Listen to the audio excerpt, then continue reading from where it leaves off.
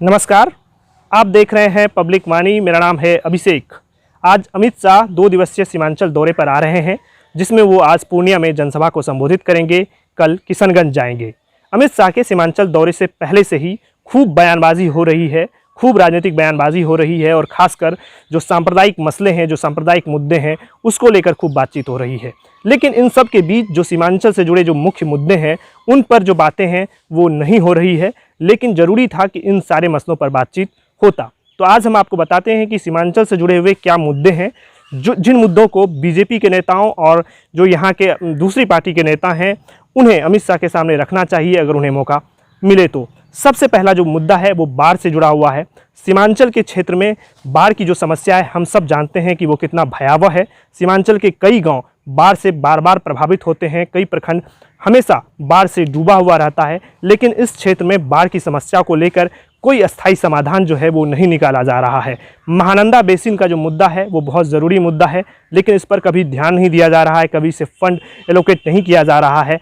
तो ये जो एक मुद्दा है वो बहुत प्रमुख मुद्दा है।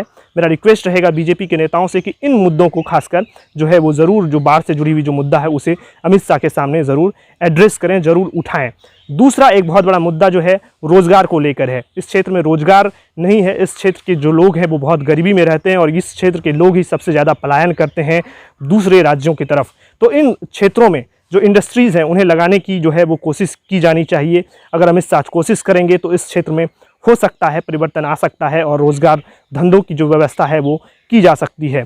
तीसरा जो एक बहुत बड़ा मुद्दा है वो है शिक्षा को लेकर। यहाँ पर जो एजुकेशनल इंस्टीट्यूट हैं वो खोले जाएं ताकि यहाँ के लोगों को शिक्षा मिले, और शिक्षा मिलेगा तभी तो रोज़गार मिलेगा। अभी ट्विटर पर एक ट्रेंड चल रहा है, जो एएमयू का जो सेंटर है किशनगंज में, उसके लिए फ़ंड की मांग की जा रही है। तो अमित शाह के सामने इन बातों को भी रखना चाहिए कि जो एएमयू का सेंटर है किशनगंज में जो खुला है, उसके लिए फ़ंड की जो व्यवस्था है, उसके लिए जो मांग है वो भी किया जाना चाहिए। और एक और बहुत बड़ा विषय है जो पूर्णिया से जुड़ा हुआ है, पूर्णिया एयरपोर्ट से जुड़ा हुआ मसला है। जो लंबे समय से ये कहा जा रहा है कि पूर्णिया में एयरपोर्ट बनेगा, लेकिन पूर्णिया में एयरपोर्ट बनने को लेकर जो है उसकी जो प्रक्रिया है वो लगातार आगे नहीं बढ़ पा रही है। बार बार इसे टाला जा रहा है और पूर्णिया एयरपोर्ट का जो मसला है वो फ़िलहाल ज़मीन अधिग्रहण के मुद्दे पर जो है वो बार बार लटकता हुआ दिख रहा है। अगर पूर्णिया एयरपोर्ट इस इलाके में बन जाता है तो अररिया, पूर्णिया, कटिहार, किशनगंज सहित कई ज़िलों को इसका लाभ मिलेगा। फ़िलहाल इस इलाके के लोगों को एयरपोर्ट की अगर ज़रूरत पड़ती है तो उन्हें बागडोगरा या फिर दरभंगा जाना पड़ता है। अगर पूर्णिया एयरपोर्ट बन जाता है तो इस क्षेत्र के लोगों को रोज़गार मिलेंगे, तरक्की के नए आयाम खुलेंगे और काफ़ी ज़्यादा जो लाभ है वो देखने को मिल सकता है। तो ज़रूरी है कि अलग अलग मसलों पर बात करने से बेहतर है कि सीमांचल के जो नेता हैं, जो बीजेपी के नेता हैं या फिर दूसरी पार्टी के जो नेता हैं, अगर उन्हें अमित शाह से मिलने का मौका मिले तो वो ज़रूर से ज़रूर इन मसलों को उठाएं, ताकि अमित शाह इन मसलों को सुलझाने के लिए कदम उठा सकें। अमित शाह इस देश के दूसरे सबसे ताकतवर शख्स माने जाते हैं, तो वो उनके लिए सब कुछ संभव है अगर वो चाहें, अगर उनके सामने इन मुद्दों को उठाया जाए।